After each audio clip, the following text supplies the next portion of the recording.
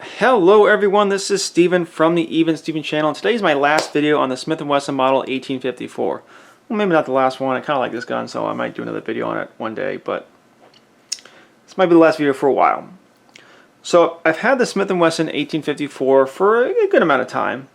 I've done two other videos. One video where I talk about where I got it. This is the example of firearm that Hickok 45 had uses in his video. And I have another video that's kind of like the first impressions, going through the box, what I like, what I don't like. Well, I think I mostly liked everything, but we'll keep going anyway. And today's video is going to be after I've kind of had it for a while. There's a lot of times when gun tubers, they'll get a gun, they'll shoot a little bit, and they kind of send it back off. They get T&E, was it test and evaluate examples. They're given guns for free. They shoot a little bit. It's like, yeah, this is great. They send it off. However, I think there's a little more to be gleaned from someone who actually, paid for the guns, and someone who keeps them for a while and kind of learns the guns. And when you have a gun for a while, you learn the quirks and maybe some of the things you don't really like so much. And like I said in my other video, this is kind of a series of videos for people who are thinking about buying this gun and maybe want a little bit more information than what some people provide. So I'm going to go front to back. Normally I go back to front, but I'm going to go front to back because this is going to feel like doing that. So what do we have here? Well, first of all, we have a 44 Remington Magnum chambered lever action firearm. Let's just, before we start, make sure it's not loaded. So you can see the orange follower there, which means there's no cartridges in the magazine tube. And I'm going to open it up. You can see that there's no cartridges in the chamber. So a couple more to be safe. The gun is not loaded. We're going to start at the front of this 19.25 inch barrel, and we have the threading. So this is a threaded barrel. You can put on a suppressor, you can put on a muzzle brake. Actually, a muzzle brake might not be a bad idea on this gun because on certain loadings there is some kick on that 44 Magnum cartridge. I'm not going to go through every single feature in super detail because I did some of that in my first video, but worth mentioning. 19.25 inch barrel, a good profile, it's a good thickness there. Brass bead front sight, which is kind of like, it's substantial. I think this is plastic, however, it's a fairly large piece. I don't think it's going to break too easily. You have the magazine tube, and the magazine tube, this part right here, normally this is for like loading and unloading. This is strictly for unloading. You open it up and you dump the cartridges out. I've never seen a magazine tube done quite like this, and honestly I really don't see myself using it very much. I just don't. However, it's there. Guess you want to use it? Like I said before, I like this cap on the handguard. It's nice. It seems substantial. I like the screws that Smith & Wesson chose to use on this. Like the sling stud there, although it's a little bit of a imperfection, whatever that is, a little scratch or dent, whatever it is. 3-position M-LOK slots, a nice, good handguard, nice, good traction on the handguard. Picatinny rail, XS brand sights, ejection port, which you could throw a cartridge in there pretty easily. Open the action up, throw a cartridge in, close up and fire. Loading gate, trigger, lever, hammer, manual safety. I did fail to mention this in my other video. This is a modern addition to the Marlin style rifles. The Smith & Wesson Model 1854 is heavily based on the Marlin 1894, 1895, Model 336, that line of firearms. It seems to be heavily based on that line of firearms. And it will take Marlin 1894 stocks, furniture. But what I did fail to mention is on this series of rifles, while this is the modern addition, this manual safety here is something that Marlin added later on in production, and Smith & Wesson has continued it. The original traditional safety is the half-cock notch. That having it halfway is simply considered the safety position, because the gun won't fire. All the way back, it will fire. Forward, I mean, I don't know if you can hit the. I don't know if you hit this, it will go off. Like if this happened to be chambered, a cartridge was chambered and you hit this, could it go off? I don't know. But the safety position is that. Gun can't fire. So while the manual safety is there, I don't like it. I like the half cock notch. Going further back, we have nice good checkering on the stock here. It's good, it's aggressive. A very traditionally laid out stock. You know, it's very standard looking, very traditional looking. Another sling stud. And the rubber recoil pad. So I've had this rifle, have I had it for a month yet? Yeah, probably less. But still, there's some value to be gained about someone who has a rifle or has a firearm in general and keeps it around for a while. Kind of learns what it does well, what it doesn't do well. So what does it do well? Well, I'll say it's a pretty reliable gun. That I've used several different brands of ammo. So this is a 44 Remington Magnum lever action firearm, and it will shoot 44 Special. So here's some 44 Special. It's actually marked very thoughtfully. 180 grains at 800, 980 feet per second.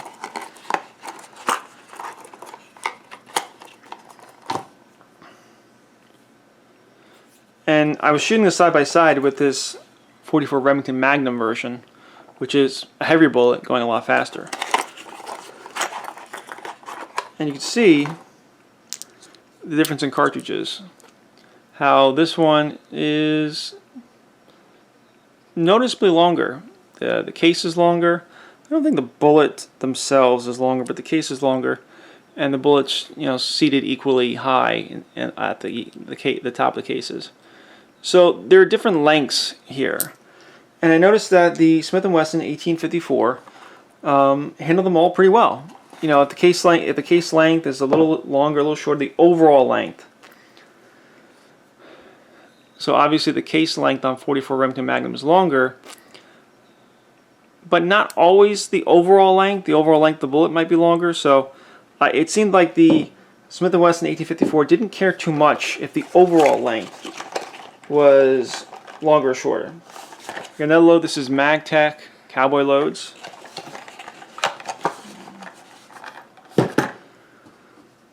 That's a 44 Special loading. Let me see if I line them up properly. So you can see the different profiles here. Let's see. It looks like, if I don't drop them, the MagTech one is the shortest. Did I do that right? Let's see. No, the opposite. So the PMC 44 Special is the shortest. The MagTech is just looks like just a little bit longer, just a tad bit longer. And the 44 Magnum is longer still. So yeah, it'll tolerate different lengths of overall lengths pretty well. But what I've been shooting mostly lately is these Freedom munitions. This is their brand of ammunition. This is 240 grains, and Freedom Munitions says this is 240 grains going 1250 feet per second. So we're kind of splitting the difference between this one and this one. Let me pull out the Remington Magnum again. So this is the Freedom Munitions. This is PMC. And the Freedom Munitions is just a little bit shorter again. Even though these are both 44 Remington Magnum, you can see that the overall length of the Freedom Munitions brand is just a little bit shorter. And I'll say that Smith & Wesson advertises this as being a 9-round magazine. I was able to fit 10 rounds of these in the magazine. So it's just slightly shorter overall, and I was able to get that 10th round in there, which is cool. Because, you know, 9 rounds isn't all that much. So I will say that it's reliable and it's tolerant of different overall lengths of cartridges. So that's good. That's good. What else do I like about the gun? I say it's pretty smooth. It is. I think that's something that people talked about, that the action itself is pretty smooth. That even though kind of doing this on camera is not the best representation of it, it is a pretty smooth gun. It is a pretty smooth gun. So I think it's reliable. Seems durable. Is it accurate? Let's see. So, I was shooting at 25 yards, just casual shooting. This is the PMC brand 44 Special. It's alright. This is the PMC brand 44 Magnum. A little better. 25 yards. Could be better. However, after having a little more time with the gun, and shooting the Free Munitions brand, which may or may not be more accurate, I was shooting at 25 yards today, and this is 20. So 1, 2, 3, 4, 5. That's not super great, but I think I was just aiming slightly high and slightly left. And I did another group before seeing what I had done with this group. And again, I'm shooting slightly high, slightly left, but the group's a little bit tighter. So after seeing these two groups, I'm like, all right, let me just pull it down a little bit, pull my front sight down a little bit. I have my front sight over here. So let me put my front sight over here a little bit, and maybe just cheat a little bit to the right. And I was able to get this group, which hard to show because I got this paper here. And those 4 shots are touching each other. So I got 1, 2, 3, 4, 5. So there we go. That's a good 25-yard group with a rifle. So I think the accuracy potential is there. You might have to get the right load for it. You might have to work a little bit yourself. I'm not the best rifle shooter, but okay, I'm going to take that 25-yard shot, 25-yard group all day long. 1, 2, 3, 4 touching, and then one that's just a little bit off. So yeah, it seems to be accurate, seems to be reliable, seems to be durable. Now, is there anything I don't like about this gun? And honestly, this is what I was telling you about. Like, when you own a gun for a while, you kind of learn a couple things about it. There are a few things I don't like about this gun. First of all, I'm going to say that this barrel gets incredibly hot after not a lot of shooting. You put a box of ammo through this gun, 44 Remington Magnum, this barrel gets very hot very quickly. And in fact, after shooting like 100 rounds, it was just kind of like smoking. Like, it was like doing that thing where the barrel gets hot and there's like a mirage coming off the barrel. This gun gets really hot really fast. Now, if you're shooting just a little bit, like if you're hunting with this gun, this is a 44 Remington Magnum lever action gun, so hunting with it is not impractical. If you're hunting with it, you're not shooting a whole lot. But just keep in mind that this barrel heats up quickly. So I'm not sure how it would do well in, like, say, a competition, although you're not really taking a lever action firearm to a competition. But, you know, there are cowboy action shooting that maybe this would go into if they allowed it.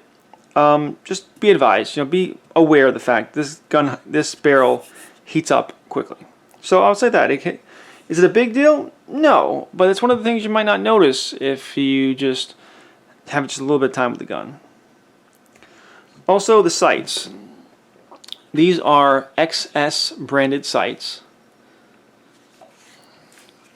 And when I got this rifle, I didn't quite understand how you adjust them, which might seem like an odd thing to say.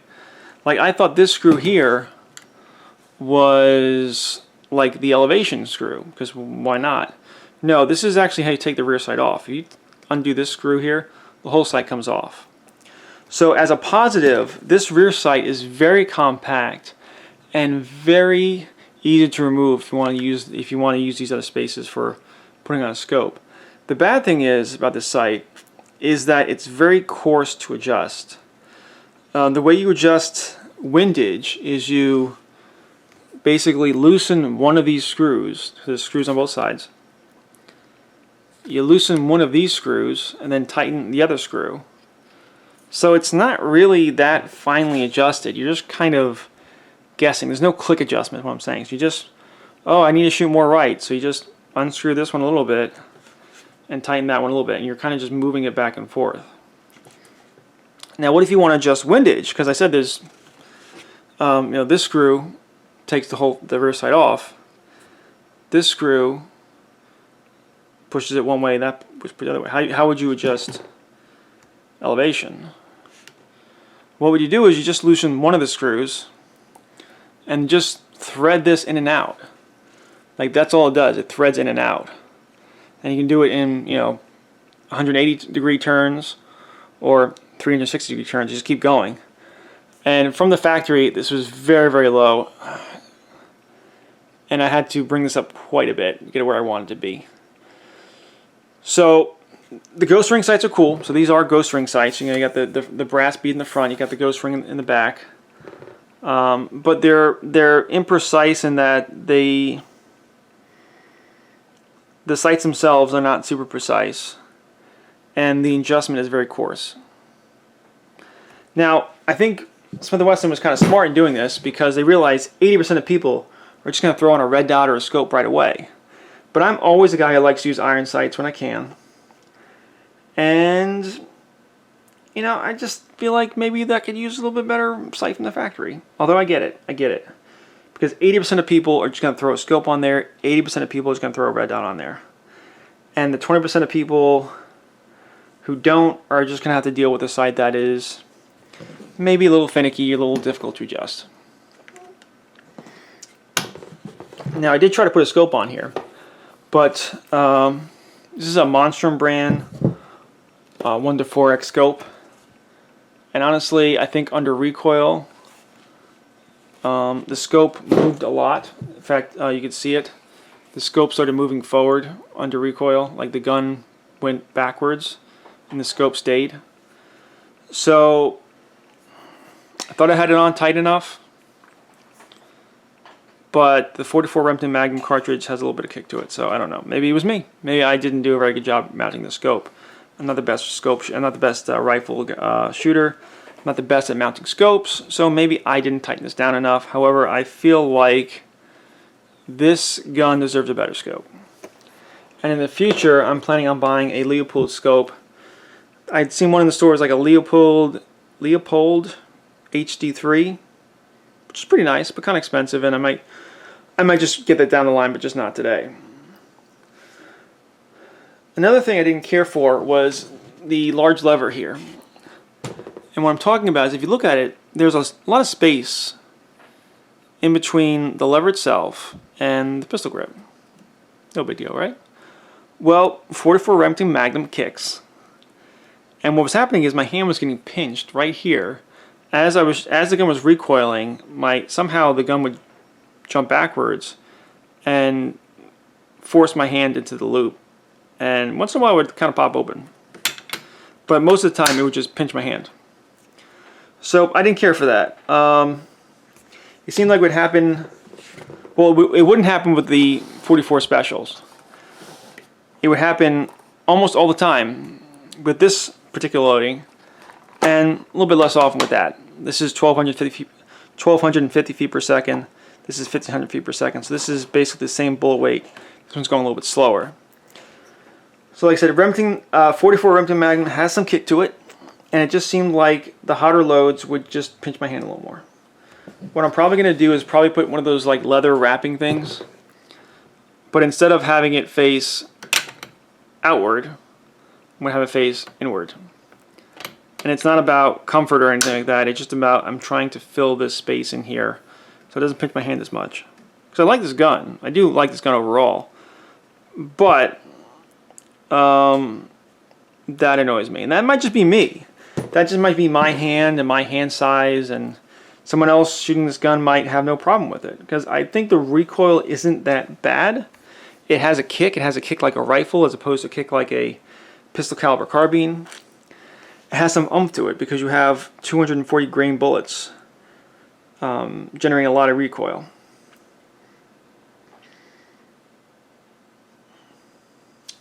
I also mentioned in my other video, this is not something about a problem with the gun, but I mentioned in my other video that I was going to put this, this is a BCM brand hand stop, and I did have this on here for a while, but I ended up taking it off because it seemed like it was too far forward. So as much as I say that you don't need these aluminum handguards with all these slots all over the place, if I had that on this rifle, I'd be able to mount it a little further back, and maybe it'd be a little more practical. However, having it all the way out forward like this, I didn't care for it, so I just ended up taking it off.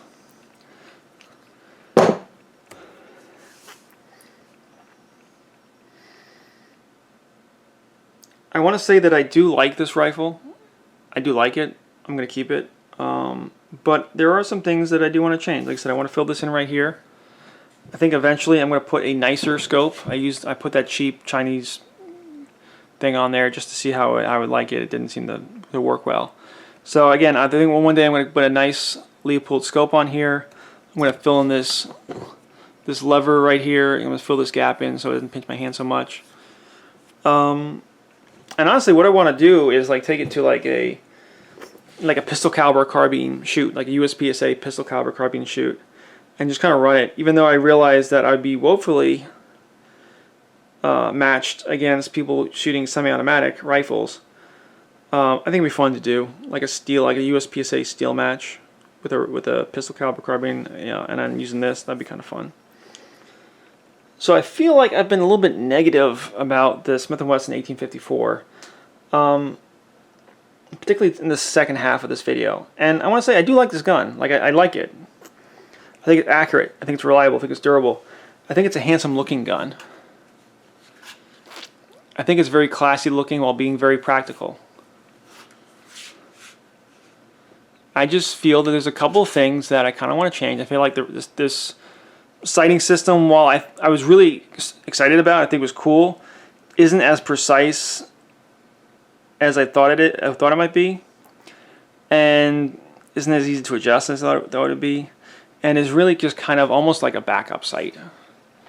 So almost necessitating something a little bit nicer on top. But they do give it to you. It is a good value for the rifle. I said this before, we consider all the features you get, like the threaded barrel and the M-LOK slots and the Picatinny rail, and they even give you the bigger loop from the factory. I think the value is there, that when you compare it to other rifles and other manufacturers like Henry and like Marlin, and when you consider the features that Smith & Wesson gives you compared to the features other companies give you, I think it compares well. So this is definitely a recommend for me. I do think the rifle is good, but there are a couple of little quirks that I personally want to address that maybe other people wouldn't care about. Maybe some people don't have a problem with this little thing pinching them. Maybe some people just love this iron sight, or maybe some people just don't care. Take this iron sight out the day they got it and throw a red dot on there, and they think it's the best thing ever. And with that, I think I'm going to close this video on the Smith & Wesson Model 1854. Anyway, this is Steven from the Even Steven channel. Please do like, share, and subscribe. If you have any questions, leave them in the comments, and I will see you next time. Thank you, and goodbye.